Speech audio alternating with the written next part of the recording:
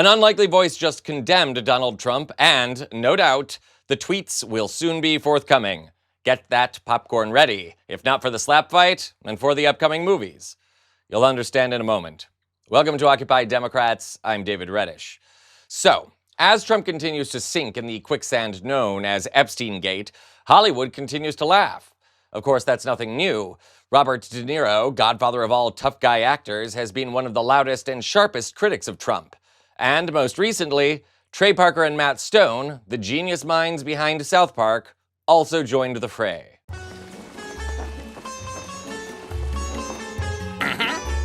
Yeah. Okay. Mr. President, sir, the Prime Minister of Canada is here to see you. Mr. President, why are you placing these new tariffs on Canada? What are you, some kind of dictator from the Middle East? A dictator from the Middle East? Hey, relax, guy. I'm just your average Joe. Take a rest. The people of Canada will not be devalued like this. Hey, come on. You don't want me to bomb you like I did Iraq. I thought you just bombed Iran. Iraq, what the hell's the difference? Relax, guy. Hey, what the is this, better? This is the painting you asked for, sir. Why is my dick so small? But that's the size it is in the photo. Get this guy out of here! I'm gonna sue you! I'm gonna sue both of you! Nobody makes fun of me and gets away with it! Hey, Satan! I don't want to right now. What? Hey, relax! Come on, Satan, I've been working hard all day! You haven't been working, you've been doing your stupid memes and just around. Come here, girl. Ah, come on, Satan. You know you can't resist this. I can't even see anything, it's so small. Ah, do you? God! Ah, come on, Satan. Don't be like that.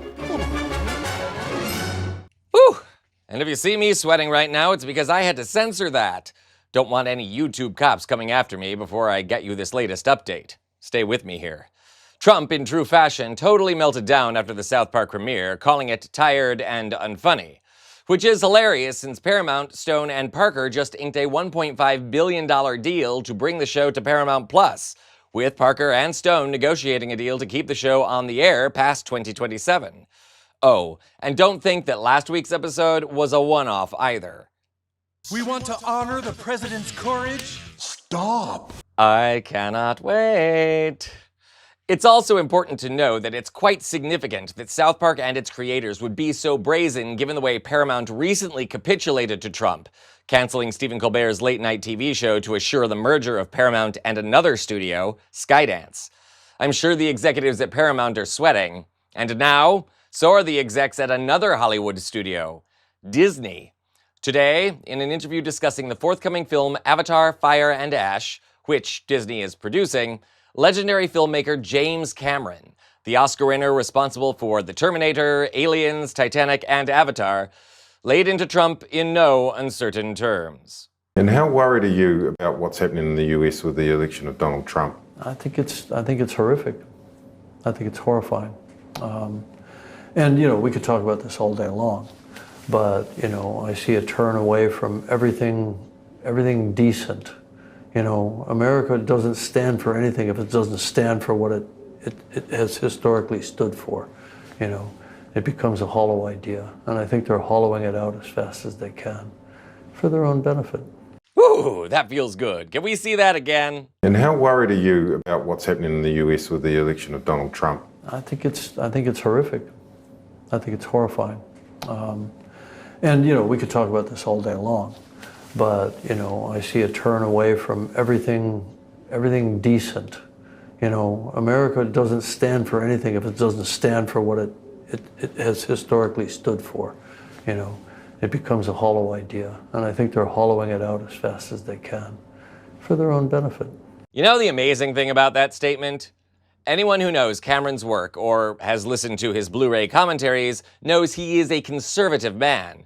His ex, Linda Hamilton, recalled all the guns he kept hidden in their bedroom. And he's breaking with Trump, not just because President Taco is un-American, because he's not a conservative either. Trump's only political ideology at this point is one of self-interest. Bow down and give me money. And for all his scapegoating of DEI, immigrants, and claiming that eliminating the Confederate flag is somehow an attack on America, well, none of that's really true. Getting away from our core values of equality, democracy, common welfare, and playing the role of a world leader is what has hurt America, and it's what Trump does every single day. That's not to say America is perfect or that our history is without blemish. Far from it. But even with our flaws and contradictions as a nation, Americans still, historically, have tried to be better. Under Trump, we have compromised that. We can't say hasta la vista tacos soon enough. I'm David Reddish.